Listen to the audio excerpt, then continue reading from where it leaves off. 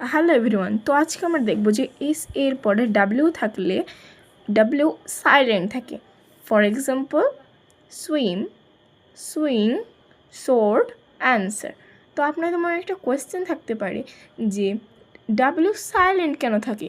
কারণ এই যে ডাব্লিউ, এটা কোনো গ্রামারেরও কোনো অংশ নয়, গ্রামারের কোনো নিয়মও নয়। আর এইটা সবথেকে বেশি হলো এই যে এস আর ডাব্লিউ, এটা একটা সম্পূর্ণ, এই দুটো মিলে একটা সম্পূর্ণ বাক্য, কি একটা সম্পূর্ণ ওয়ার্ড। তো আমি বল রাখি, এই যে এই শব্দগুলো এসের পরে বসেছে ডাব্লিউ, এখানে এসের পরে ডাব্লিউ, এখানেও এসের পর ডাব্লিউ। তো আমি বলে রাখি যে ব্রিটিশ ইংরেজরা এই ভাষাকে এসের পরে সবসময় ডাব্লিউ সাইলেন্ট রাখে, তার কারণ এই যে ওয়ার্ড, এই ওয়ার্ড এবং কি এই ওয়ার্ডটাকে সঠিকভাবে উচ্চারণের জন্য। Please follow and like. আশা করি আমি আপনাদের বোঝাতে পেরেছি।